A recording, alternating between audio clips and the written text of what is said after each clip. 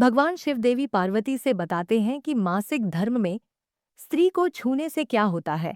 एक समय की बात है, भगवान शिव और माता पार्वती कैलाश पर्वत पर बैठे थे। तभी माता पार्वती ने भगवान शिव से कहा, स्वामी, मेरे मन में दो प्रश्न उठ रहे हैं जिनके उत्तर मैं आपसे जानना चाहती हूँ। तब भगवान शिव ने कहा, पूछो देवी, आपके मन में क्या प्रश्न उठ रहे हैं। तब माता पार्वती कहती है, स्वामी, किस श्राप के कारण स्त्रियों को मासिक धर्म की पीड़ा सहन करनी पड़ती है। और मेरा दूसरा प्रश्न यह है, प्रभु, एक रजस्वला स्त्री को कौन से कार्य नहीं करने चाहिए जिससे उन्हें पाप लगता है। भगवान शिव कहते हैं, हे देवी, आज तुमने मानव जाति के कल्याण के लिए बहुत ही उत्तम प्रश्न किया है। तुम्हारे इन सभी प्रश्नों का उत्तर माधव ब्राह्मण की इस प्राचीन कथा से प्राप्त हो जाएंगे। इस महान कथा का श्रवण करने मात्र से ही समस्त पापों का नाश होता है। जो भी पति पत्नी इस कथा को ध्यानपूर्वक सुनते हैं, उन्हें सौभाग्य की प्राप्ति होती है। इसीलिए हे देवी, आप भी इस कथा को ध्यानपूर्वक सुनिए। माता पार्वती कहती हैं, हे प्रभु, यह माधव ब्राह्मण कौन थे, उनका आचार विचार कैसा था, मैं इस कथा को अवश्य सुनना चाहती हूँ। कृपया आप इस कथा को मुझसे कहिए, मैं इसे ध्यानपूर्वक पूरा अवश्य सुनूंगी। भगवान शिव कहते हैं, हे देवी, पूर्व काल की बात है, मध्य देश में एक अत्यंत सुंदर नगरी थी। उसमें माधव नाम के ब्राह्मण रहा करते थे। माधव को समस्त शास्त्रों और वेदों का ज्ञान था। वे परम बुद्धिमान, गुणवान तथा धर्म कार्य में तत्पर रहता था। सभी वर्गों के लोग उन्हें बड़ा सम्मान देते थे। वह प्रतिदिन यज्ञ, दान, धर्म तथा संध्या उपासना किया करते थे। वे पशुपुत्र, बंधु बांधव तथा धन संपत्ति से संपन्न थे। उसकी पत्नी का नाम सजता था। वह भी अत्यंत रूपवान, चरित्रवान, गुणवान तथा पतिव्रता स्त्री थी। फिर एक दिन उस पंडित ने अपने घर बहुत बड़े यज्ञ का अनुष्ठान करवाया और अनेक आर्षि मुनियों को स्वयं जाकर निमंत्रण दिया। और उस नगरी में निवास करने वाले समस्त मनुष्यों और ब्राह्मणों को उसने यज्ञ तथा भोजन के लिए बुलाया। फिर उस दिन अनेक ऋषि मुनि और उस नगरी के समस्त ब्राह्मण उसके घर पर आए। उस पंडित ने सभी का आदर सत्कार किया। फिर उसने सभी को घर के अंदर बुलाया और आसन पर बिठाकर भोजन कराया। आर्षि मुनि और ब्राह्मणों को भोजन कराने के बाद उसने भगवान शिव का स्मरण करते हुए सभी को कपड़ों आदि का दान करके विदा किया। वे सभी माधव पंडित को आशीर्वाद देकर वहां से चले गए। उसके बाद उसने अपने परिवार के बंधु बांधव तथा अनेक गरीब और भूखे लोगों को भोजन करवाया।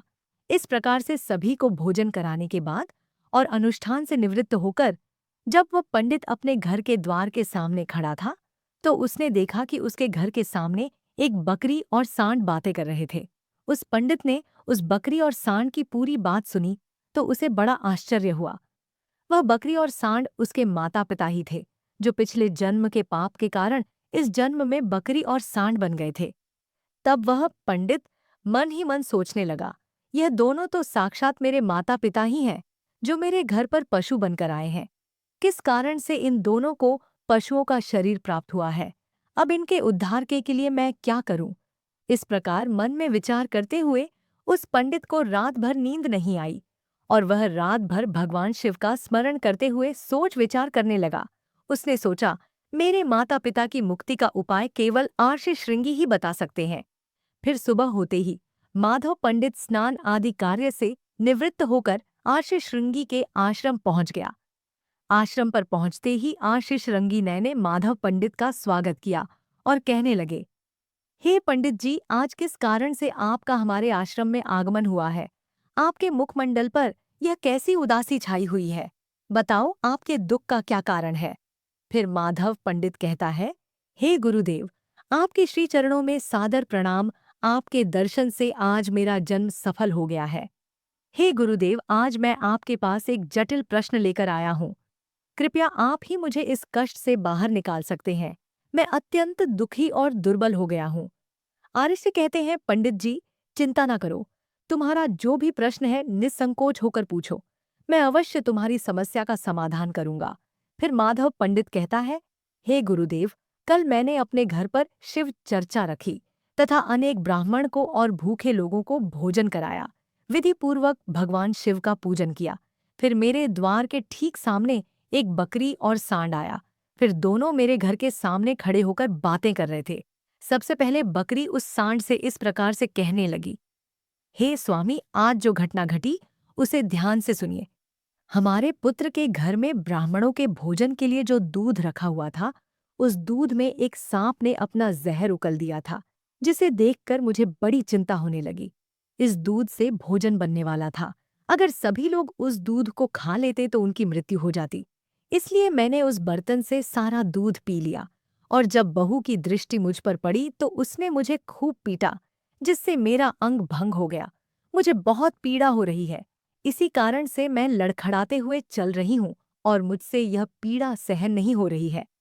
बकरी की बात सुनकर वह सांड बहुत दुखी हुआ और वह खुद का वृतांत सुनाने लगा। हे प्रिय, अब मैं तुम्हें अपने दुख का कारण सुनाता हूँ।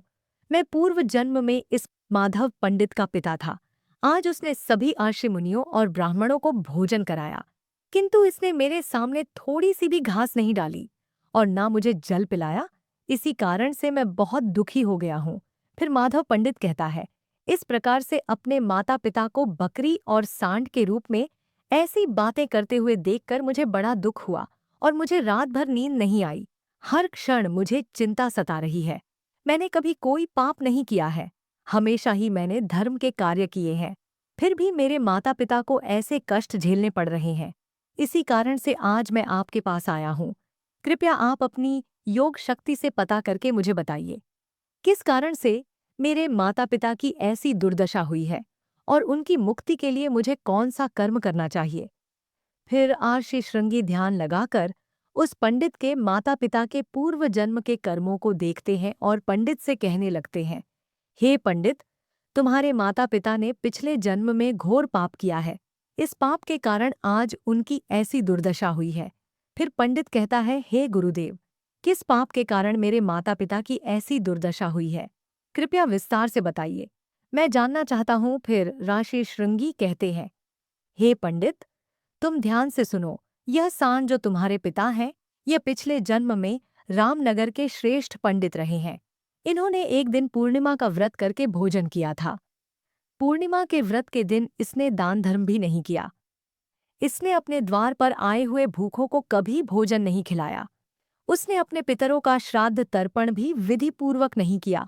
तुम्हारे पिता ने पिछले जन्म में मासिक धर्म के दौरान ही तुम्हारी माता के साथ संबंध बनाया था और इसी पाप के कारण इस जन्म में सांड का रूप प्राप्त हुआ है। अब तुम्हारी माता के बारे में सुनो। तुम्हारी माता ने रजस्वला होते हुए भी भोजन बनाया। मासिक धर्म के दौरान ही इसने भगवान की पूजा की, तुलसी को जल चढ़ाया। रजस्वला होते हुए भी उसने भगवान को भोग लगाया। इसी कारण से इसे महापाप लगा है। मासिक धर्म के दौरान स्त्री 3 दिन के लिए अपवित्र हो जाती है। मासिक धर्म के दौरान स्त्री को पूजा पाठ नहीं करना चाहिए। स्त्री को इन 3 दिनों में अपने बाल भी नहीं धोने चाहिए। इससे पति की आयु कम होती है। मासिक धर्म के दौरान पेड़ पौधों को भी स्पर्श नहीं करना चाहिए। रजस्वला स्त्री के साथ संबंध भी नहीं बनाना चाहिए। जो पुरुष रजस्वला के साथ संबंध बनाता है उसे ब्रह्म हत्या का पाप लगता है। जो पुरुष रजस्वला के वस्त्रों को स्पर्श करता है उसे भी घोर पाप लगता है। रजस्वला स्त्री के शरीर में 3 दिनों तक ब्रह्म हत्या का पाप निवास करता है और चौथे दिन ही वह स्नान करके पवित्र हो जाती है। चौथे दिन स्नान करने के पश्चात रजस्वला स्त्री को अपने पति का मुख देखना चाहिए। अन्य किसी पुरुष का मुख नहीं देखना चाहिए। यदि पति समीप ना हो तो सूर्यदेव के दर्शन करने चाहिए। आर्षि श्रृंगी कहते हैं, हे पंडित, इसी पाप के कारण तुम्हारे पिता को सांड और तुम्हारी माता को बकरी का जन्म प्राप्त हुआ है। माधव पंडित कहता है, हे गुरुदेव, अब आप मुझे अपने माता पिता की मुक्ति के लिए उपाय बताइए। आर्षि श्रृंगी कहते हैं, हे पंडित, तुम किसी भी अमावस्या के दिन अपने माता पिता की मुक्ति के लिए श्राद्ध तथा तर्पण करो और दान धर्म करो, गायों की सेवा करो और अपने माता पिता की मुक्ति के लिए भगवान से प्रार्थना करो। फिर वह पंडित वही करता है। फिर उसके माता पिता को समस्त पापों से मुक्ति मिलती है। फिर भगवान शिव माता पार्वती से कहते हैं, हे देवी, मैंने तुम्हें रजस्वला स्त्री को कौन से कार्य नहीं करने चाहिए इस विषय में बता दिया। अब मैं तुम्हें बताता हूँ किस कारण से स्त्री को मासिक धर्म से गुजरना पड़ता है। सतयुग में कालकूट नाम के प्रसिद्ध असुर हुआ करते थे। दानव होने के कारण उनका स्वभाव उग्र था और वे हमेशा ही युद्ध करने के लिए तत्पर रहते थे। फिर एक दिन सभी दानववृता सुर के साथ मिलकर स्वर्गलोक पर चढ़ाई करने लगे। उन असुरों के पास भयंकर शक्तिशाली अस्त्र शस्त्र थे जिनका देवता सामना ना कर सके और भागकर ब्रह्मा जी के पास चले गए। फिर ब्रह्मा जी ने उन असुरों को परास्त करने का उपाय बताते हुए कहा, हे देवराज इंद्र, तुम इसी क्षण महर्षि दधीच के पास जाओ। वे उनके शरीर की हड्डियों से तुम्हें अस्त्र शस्त्र प्रदान करेंगे। उन अस्त्र शस्त्रों का प्रयोग करके तुम उन असुरों का वध कर सकोगे। फिर सभी देवता महर्षि दधीच के आश्रम पर जाते हैं और उनसे प्रार्थना करके अस्त्र शस्त्र प्रदान करने की विनती करने लगते हैं। फिर संसार के कल्याण के लिए महर्षि दधीच अपने शरीर की हड्डियों से अस्त्र शस्त्रों का निर्माण करते हैं और उन्हीं अस्त्रों में से एक वज्र नाम का अस्त्र होता है जिन्हें देवराज इंद्र धारण कर लेते हैं। फिर सभी देवता उन असुरों से युद्ध करने के लिए निकल जाते हैं। देवता और असुरों के बीच भीषण युद्ध होता है। सभी देवता आकाश में असुरों से युद्ध के लिए इकट्ठे हो जाते हैं और प्रहार करने लगते हैं। अग्निदेव अग्नि के प्रहार से दैत्यों को जलाने लगते हैं। फिर अग्नि के प्रभाव से असुरों के शरीर जलने लगते हैं। फिर वरुण देव जल की वर्षा से असुरों को डुबो देते हैं, जिससे असुर त्राही त्राही करने लगते हैं। अनेक दिनों तक इस प्रकार से देवताओं और असुरों में भीषण युद्ध चलने लगता है। फिर देवराज इंद्र और वृतासुर आमने सामने आ जाते हैं। इन दोनों के बीच भीषण युद्ध होने लगता है और फिर देवराज इंद्र अपने वज्र का प्रहार करके वृतासुर को मार डालते हैं। वृतासुर की मृत्यु होते ही उसके शरीर से ब्रह्म हत्या बाहर निकलती है और देवराज इंद्र का पीछा करने लगती है। फिर वह ब्रह्म हत्या इंद्र के शरीर में प्रवेश कर जाती है, जिससे इंद्र को ब्रह्म हत्या का पाप लगता है। फिर देवराज इंद्र ब्रह्मा जी के पास जाते हैं और उनसे ब्रह्म हत्या से छुटकारा पाने के लिए कहते हैं। फिर ब्रह्मा जी उस ब्रह्म हत्या को देवराजेंद्र के शरीर से बाहर निकालने की आज्ञा देते हैं और वह ब्रह्म हत्या इंद्र के शरीर से बाहर निकलकर ब्रह्मा जी से कहने लगती है, हे परमपिता, अभी तक मैं वृतासुर के शरीर में निवास कर रही थी, क्योंकि उसने अनेक ब्रह्म हत्याएं की थी। जब इंद्र ने उसकी हत्या कर दी तो मैं इंद्र के शरीर में निवास करने लगी। अब आप ही मुझे उचित स्थान दीजिए जहां पर मैं रह सकूं। फिर ब्रह्मा जी कहने लगे, ब्रह्म हत्या मैं तुम्हें उचित स्थान देता हूं। फिर ब्रह्मा जी ने ब्रह्म हत्या के 4 भाग कर दिए और कहा, ब्रह्म हत्या तुम्हारा एक भाग अग्नि के भीतर रहेगा। जो भी मनुष्य अग्नि को आहुति नहीं देगा तो उसके शरीर में प्रवेश कर जाना। तुम्हारा दूसरा भाग जल के भीतर रहेगा। जो भी जल में गंदगी फैलाए अथवा मल मूत्र का त्याग करेगा तो उसके शरीर में प्रवेश कर जाना। तुम्हारा तीसरा भाग पेड़ पौधों में रहेगा। जो भी मनुष्य बिना कारण ही वृक्षों को काटेगा उसे भी ब्रह्म हत्या का पाप लगेगा। फिर ब्रह्मा जी ने अप्सराओं को अपने पास बुलाया और कहा, हे अप्सराओं, इस ब्रह्म हत्या का 1/4 भाग तुम ग्रहण करो। अप्सराएं कहने लगी, हे प्रभु, आपकी आज्ञा से हम इसे ग्रहण करने के लिए तैयार हैं, किंतु हमें भी इससे मुक्ति का उपाय बताइए। फिर ब्रह्मा जी कहने लगे, हे अप्सराओं, जो भी पुरुष रजस्वला स्त्री के साथ संबंध बनाएगा उसके अंदर यह ब्रह्म हत्या प्रवेश कर जाएगी।